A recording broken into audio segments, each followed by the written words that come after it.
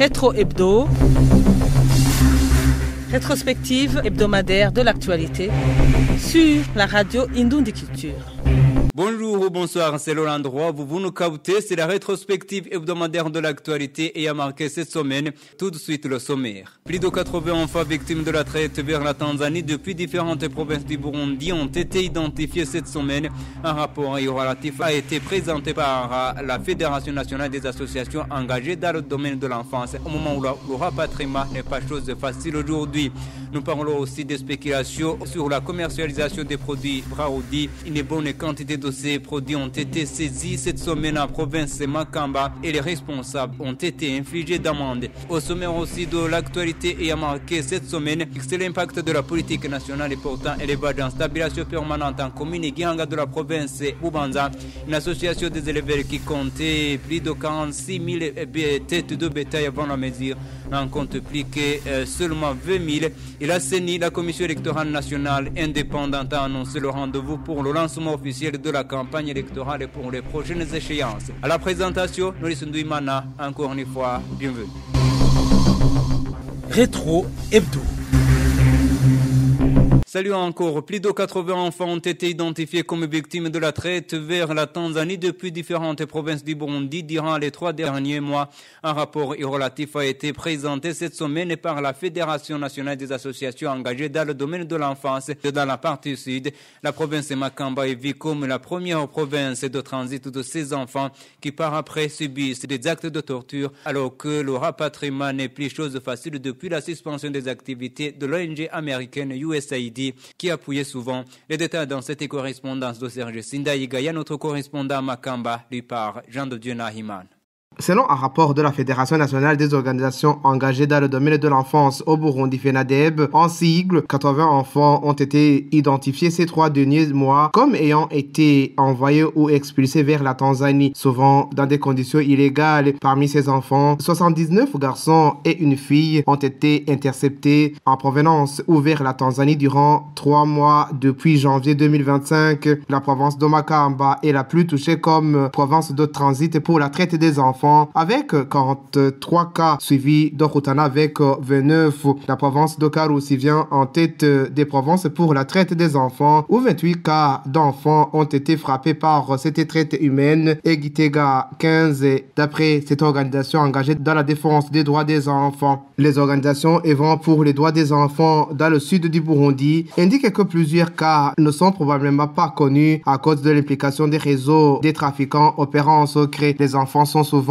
amenés à l'insu de leurs parents pour être exploités. Certains sont enlevés par ces trafiquants étant dans des activités ménagères telles que la garde de chèvres ou d'autres travaux. Selon les organisations œuvrant dans ce domaine, une grande difficulté est survenue avec la suspension des activités de l'ONG américain USAID qui apportait un appui. Cette interdiction a compromis les efforts de rapatriement, d'hébergement temporaire ainsi que l'évaluation et l'accompagnement psychologique de ces enfants. Les défenseurs des droits de l'enfant confirment également que certains parents sont complices, confiant leurs enfants à ces réseaux en quête de revenus poussés par la précarité économique. D'autres enfants décident de partir pour eux-mêmes, abandonnant l'école et cherchant une vie meilleure. Même si des sanctions sévères sont infligées contre les auteurs de cette traite, le phénomène persiste, attisé par les profits qu'il génère. Puis des cas d'insécurité comme les cas de vol ont été signalés dans différents quartiers de la partie centrale de la ville de Bujumbura, capitale économique du Burundi.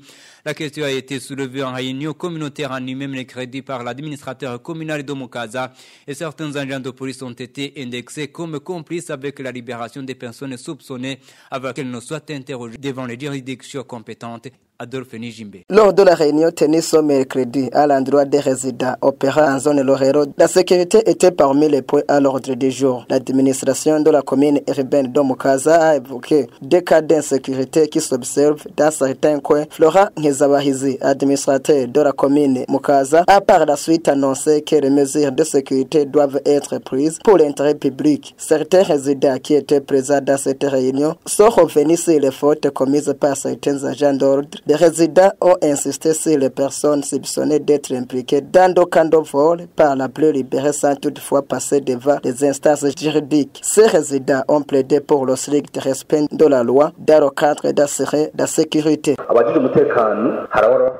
Certains agents de la sécurité peuvent arrêter les voleurs. Après un certain temps, ils deviennent libérés et commettent les mêmes fautes. Les bandits sont devenus nombreux au centre-ville. Cela est justifié par des cas de vol des gens enregistrés. Il y a même des gens qui sont libérés après quelques jours. Ils nous disent qu'ils vont nous engorger. Je propose de ne pas les libérer. À son sujet, Florent Nkezabahizi a demandé aux agents d'ordre et des administratifs locaux de bien collaborer pour renforcer la sécurité. Je commence par les agents de l'ordre et les administratifs qui fassent leur travail pour arrêter le désordre. Je demande aussi aux agents de l'ordre et les administratifs de bien assurer la sécurité. Je vous invite à bien travailler et être vigilant. Celui qui sera soupçonné d'être impliqué dans l'insécurité, veuillez vite informer les administratifs locaux. Parmi les mesures prises au cours de cette réunion figure le renforcement de la sécurité par des patrouilles, des policiers basés dans différents quartiers de la zone Lorero en commune urbaine de Mukaza. La mesure pour ta suspension temporaire prise le 27 mars dernier par le Conseil contre le collectif des blogueurs Yaga Burundi par le Conseil national de la communication a été levée lundi. La délibération a été faite en assemblée plénière des conseils après laquelle la présidente du CNC a indiqué que la décision fait suite à une clarification apportée par le ministère à l'Intérieur dans ses attributions à propos de la preuve de l'existence légale de l'association des jeunes bondés pour le développement inclusif, entité de ce collectif des blogueurs. Espérance Ndaïdzi a dans une déclaration invité le collectif des blogueurs à rejoindre les autres médias dans le développement intégral du Burundi. Suivant à ce propos, la présidente du Conseil national de la communication. L'Assemblée plénière ordinaire de 26 et 27 mars 2025 avait suspendu temporairement le magazine Yaga Burundi et pour cause, le ministère de l'Intérieur et du Développement communautaire et de la Sécurité publique n'avait pas pu trouver dans ses archives le document attestant la légalité de la Djibouti, propriétaire de ce journal. Ainsi, dans sa lettre du 11 avril 2025 au Conseil national de la communication, le ministère de l'Intérieur, du Développement communautaire et de la Sécurité publique a confirmé l'existence légale de l'association à Djibouti, ce qui a poussé le Conseil à se réunir d'urgence en assemblée plénière extraordinaire. Après analyse du développement du dossier de Yaga Burundi, le Conseil réuni en assemblée plénière extraordinaire du 14 avril a décidé de lever définitivement la mesure de suspension du magazine Yaga Burundi. Le CNC saisit cette occasion pour saluer la patience des responsables du magazine Yaga Burundi et invite ce magazine à se joindre aux autres médias à contribuer au développement du Burundi. En page politique, la Commission électorale nationale indépendante a annoncé le rendez-vous pour le lancement officiel de la campagne électorale proprement dite, fixé au 13 mai prochain.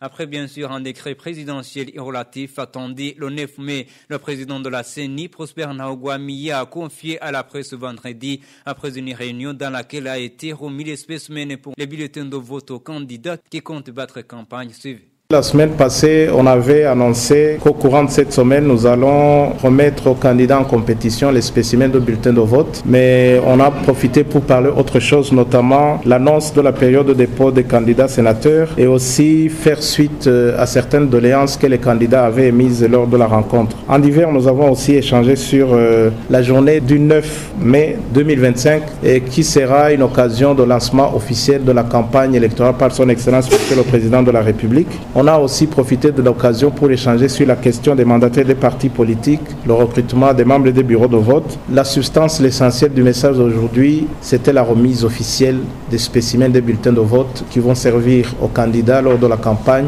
de faire propagande. Jusqu'à présent, les activités avancent normalement et correctement, mais s'il advenait qu'il y a un problème d'ordre technique, on vous le dira. Le mot est toujours le même. Les élections, c'est un événement ordinaire dans la vie d'une nation. Nous demandons aux compétiteurs d'être sereins et surtout d'accepter le verdict populaire. Rétro Hebdo. C'est la rétrospective hebdomadaire de l'actualité et a marqué cette semaine que vous suivez sur la radio Indon de Culture. Nous sommes en modulation de fréquence sur le 88.2 MHz à Bujumbura et aux environs. Vous nous captez aussi depuis le 99.9 MHz à travers les provinces. Nous émettons également en ligne sur le site internet indondeculture.com et sur la chaîne YouTube, mais également sur nos comptes respectifs X et Facebook, Radio Indon de Culture. Plus d'une quinzaine d'occasions des produits Braoudi qui allaient être frauduleusement vendus ont été saisis par la police lundi au chef-lieu de la province Makamba. C'était dans la forêt. Des opérations de fouilles et perquisitions menées aux différents bistrots sur place. Une bonne quantité de ces produits étaient faites des bouteilles à mouster comportées de vignettes de l'Office tanzanien de recettes, alors qu'ils sont initialement exportés depuis le Burundi. Ils seraient frauduleusement vendus de retour au Burundi à un prix exorbitant, jusqu'à 12 000 francs burundais la bouteille de 65 centilitres et à 8 200 francs la bouteille de 35 centilitres. Tout a commencé lundi dernier quand la police du commissariat communal de Makamba a mené une fouille perquisition dans plusieurs bistrots du chef-lieu de la commune à la recherche de boissons commercialisées en dehors du cadre légal. L'opération visait notamment les cabaretiers vendant des anciennes bouteilles d'Amstel portant des vignettes fiscales tanzaniennes TRA à des prix exorbitants. Les bistrots qui étaient visés sont notamment Villa Wood Bar Restaurant où la police a saisi 15 caisses et 3 bouteilles d'Amstel 65 centilitres ainsi que 2 caisses et 14 bouteilles d'Amstel Bock 33 centilitres. Imuhira Lodge a également été épinglé avec 6 bouteilles d'Amstel 65 centilitres tandis que Miami Bar n'a fait l'objet d'aucune saisie. À la suite de ces résultats, une réunion de sécurité s'est tenue mardi au cours de laquelle des décisions ont été prises à l'encontre des contrevenants. Villa Wood Bar a été fermé par l'administration dès ce mercredi après-midi et son propriétaire a été sanctionné par une amende de 500 000 francs burundais. Les autorités reprochent à certains gestionnaires de bistrots la vente de boissons frauduleuses et à la spéculation sur les prix avec des tarifs allant jusqu'à 12 000 francs pour une bouteille d'Amstel 65 centilitres et 8 000 francs pour une bouteille d'Amstel Bock 33 centilitres, bien au-dessus du prix officiel. La police annonce que les contrôles vont se poursuivre afin de lutter contre la fraude commerciale et protéger les consommateurs. L'Assemblée nationale du Burundi a adopté et analysé ce vendredi un projet de loi portant règlement et compte budgétaire pour l'exercice 2023-2024. Il s'agissait d'une séance de questions orales avec débat adressé au ministre et à les finances dans ses attributions sur les rapports comme celui de performance et exécution budgétaire du premier trimestre, exercice 2024-2025, et celui concernant la performance de l'exécution budgétaire au deuxième trimestre pour l'exercice 2024-2025.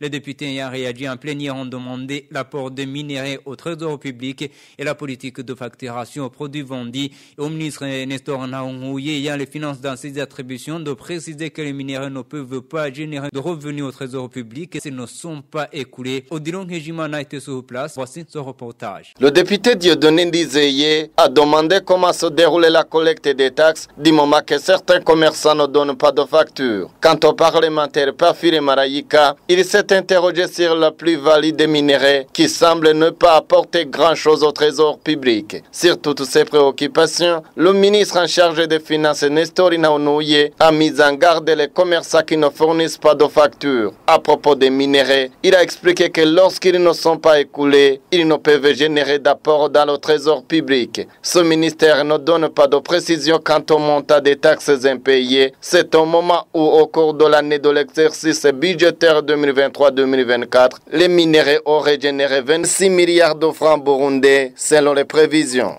C'est la rétrospective hebdomadaire de l'actualité que vous suivez toujours. La politique nationale est pourtant élevage en stabilisation permanente en cours depuis 2018. Prennent progressivement les éleveurs en province de Bubanza dans la partie ouest. Une association des éleveurs qui comptait plus de 46 000 têtes de bétail n'en compte plus que 20 000 seulement. Les bêtes qui n'ont pas non plus ou se dégourdir. Raison de réclamer l'autorisation de faire paître les bétails dans la réserve naturelle de Lukoko. Au moment où l'administration communale à Gihanga en fait une évaluation positive. Le point avec notre correspondant sur place, Alexis Ngeshiman. La commune Gihanga est une commune qui connaît une tradition d'élevage bovin. Avant la mesure d'élevage en stabilisation permanente, il y avait en commune Gihanga plus de 46 000 têtes de vaches de race locale. C'est le président de l'association des éleveurs de vaches en commune Gihanga, Jean-Baptiste. Aujourd'hui, il n'en reste moins de 20 000 têtes. Les éleveurs ont converti le troupeau en vaches de haut rendement et réduisant le nombre de têtes. Un éleveur ne peut pas élever dans son enclos plus de 15 vaches, dit-il. Selon Jean-Baptiste Hatungimana, la production laitière a sensiblement diminué. Les vaches n'ont pas où se dégourdir et sont stressées. Le suivi de vaches dans les ménages incombe aux propriétaires et c'est la perte, dit-il. Depuis la mise en exécution de cette mesure de stabilisation permanente, les prix de produits de vaches sont devenus chers. Un litre de lait coûte aujourd'hui 3 000 francs bout. La bouse est vendue régulièrement par les éleveurs à un prix négociable entre les demandeurs de bouse et les vendeurs. Le prix de vache a doublé, voire triplé. Selon le conseil de l'administrateur de Gihanga chargé de questions politiques et administratives, cette mesure d'élevage en stabilisation permanente a réduit totalement les conflits entre éleveurs et agriculteurs. Cela a permis la bonne cohésion sociale. Aujourd'hui, les champs sont cultivés sans crainte de bétail. La commune y gagne en percevant des taxes sur la vente du fumier organique. Un petit camion est taxé à 3 000 francs bout, une grande benne à 20 000 francs bout. Les collecteurs d'herbe pour les vaches ont trouvé du travail. Un sac d'herbe coûte entre 7 000 et 12 000 francs bout selon les saisons. Cependant, le nombre d'éleveurs dans cette commune s'est réduit considérablement avant cette mesure d'élevage en stabilisation permanente. Au marché de viande, 1 kilo de viande de vache coûte 32 000 francs bout en commune Gihanga. Avec cette mesure d'élevage en stabilisation permanente, les anciens éleveurs sont dans la pauvreté. Une vache nécessite beaucoup de moyens. Aujourd'hui, nous demandons à l'État de revoir la mesure et de permettre le parc naturel de la Rukoko, une zone d'élevage extensif comme c'était le cas avant, selon le président de l'association des éleveurs de Gihanga, Alexis Ngeshimana Bouanza, Radio Indondiculture. Et à Kayanza, le rapporte la montée de prix pour le petit bétail et un triplé ces 3 derniers mois. Cela a causé préjudice à la taxe communale attendue. Si des animaux manquent des acquéreurs, la commune Kayanza pour se faire décider de taxer et les vendre les acquéreurs de petit bétail. Jean Nahimana est notre correspondant dans la partie nord. Il nous a fait un récit ce samedi. D'après ces personnes fréquentant le marché du gros et petit bétail de la commune Kayanza, les prix de petits ruminants ont passé du simple au triple au cours de ces 3 dernières années. À titre d'exemple, une chèvre qui s'achetait entre 80 et 100 000 francs, aujourd'hui elle est souvent entre 200 et 250 000 francs. Cette hausse des prix de ces animaux se heurte souvent au manque d'acquéreurs et leurs propriétaires sont obligés de rentrer ces animaux à la maison, indique-t-il toujours. Ainsi, au moment de la fermeture du marché, les agents du service de recouvrement en commune Kayanza exigent le versement des taxes à ceux qui ne sont pas parvenus à vendre leur bétail, de même que les acheteurs, alors que ce sont normalement ceux ayant trouvé des acquéreurs qui devraient payer les taxes.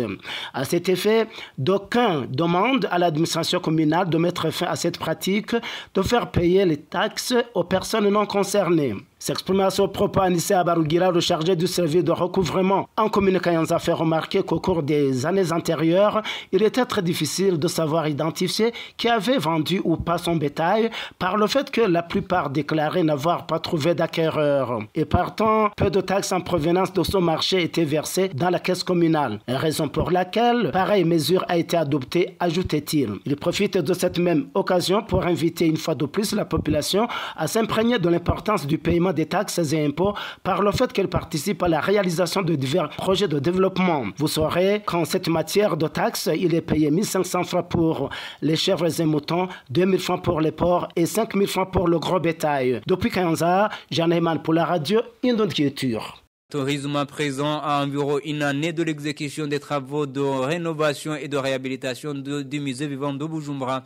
Les visiteurs et artistes exerçant sur le lieu ont déploré cette semaine la banalisation de la dimension culturelle dans les travaux déjà réalisés. Nos reporters ont trouvé le village traditionnel en état critique, quoique l'afflux des visiteurs s'est vu augmenter avec l'aménagement d'un site réservé aux événements festifs au sein du musée. Nos sources ont aussi montré des inquiétudes sur la compatibilité de de cet espace avec la sécurité du parc animalier des musées, n'est-ce pas, Egide Nahayo? Il y a bientôt une année que les travaux de rénovation du musée sont en cours. Une nette amélioration au niveau du look est irréfutable. La clôture, tout comme de nouvelles pancartes comportant plusieurs indications, attire l'attention de tout passant et visiteur. La verdure de la pelouse à l'intérieur, des murs de maisons teintés aux couleurs nationales, de reconfiguration des endroits auparavant en état critique dans la cour intérieure font du musée un lieu touristique agréable. Un changement est aussi visible au parc animalier de par le bâtiment jusqu'aux cages abritant les animaux de part et d'autre étaient endommagés mais actuellement renforcés. Toutefois, l'aspect culturel semble oublié si rien n'a jusqu'ici été rénové au village traditionnel, lequel village permettait en principe aux visiteurs de découvrir le mode de vie ancestral. L'entrée du rougot traditionnel se dégrade continuellement, de mauvaises herbes poussent anarchiquement et envahissent le sentier menant vers le village, signifiant donc que le village n'est plus visité. D'ailleurs, a-t-on réalisé à l'intérieur du village les maisons traditionnelles en hutte couvertes de paille, symbole de l'ancien palais royal, tombent progressivement. Rien n'attire plus les visiteurs dans ces huttes inondées par les eaux pluviales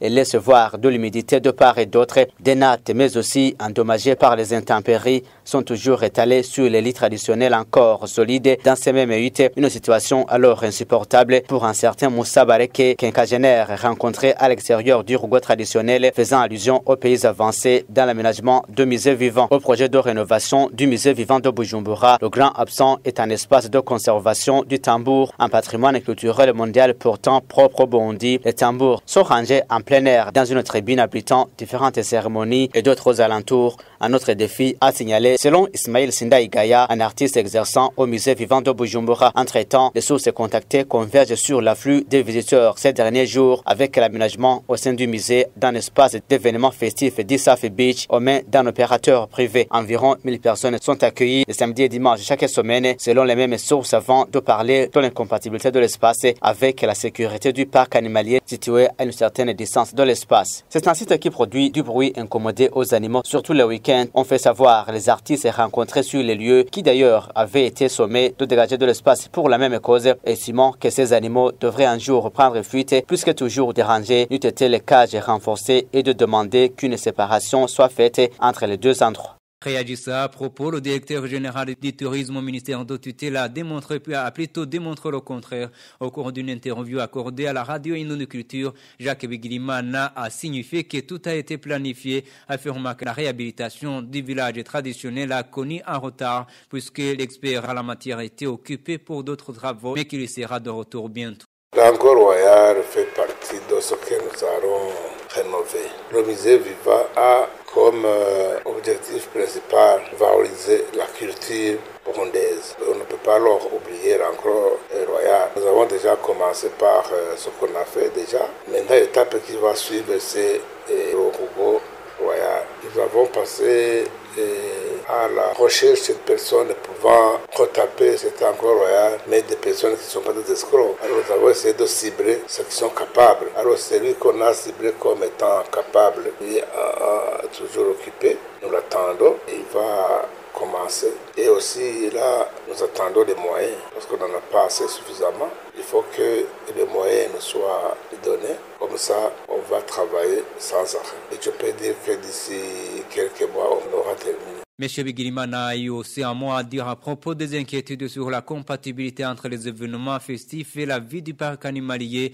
autour d'un espace de loisirs. De l'espace aujourd'hui, on met dans un opérateur privé. Encore une fois, suivez Jacques Bigirimana, il est le directeur général du tourisme au ministère de tutelle. L'espace aménagé pour les loisirs, c'est ce qu'on appelle les mesures d'accompagnement. On a voulu créer un endroit où les gens qui visitent le parc animalier puissent se divertir là où on a aménagé. C'est compatible, contrairement à certains détracteurs qui pensent que cet espace aménagé pour les loisirs est incompatible avec le reste du musée. Non, c'est compatible. Si c'était incompatible, on n'aurait pas osé de le faire. Ces gens-là ont un encadrement.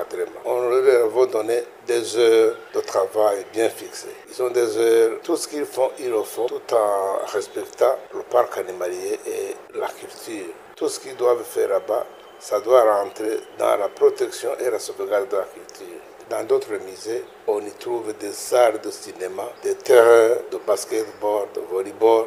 On y trouve des bibliothèques et autre chose, beaucoup de choses. Mais tout dépend aussi de l'espace. Nous avons un petit espace ce qui nous cause certains défis. Mais quand même, avec l'espace que nous avons, nous pouvons intéresser le public, que ce soit local ou international. Nous pensons que d'ici l'année prochaine, le musée Viva sera un musée extrêmement attirant. Et c'est par là que nous bouclons cette rétrospective hebdomadaire de l'actualité et a marqué cette semaine. Merci à toutes et à tous de l'avoir suivi. Je dis aussi merci à toute l'équipe pour la collecte et pour la réalisation.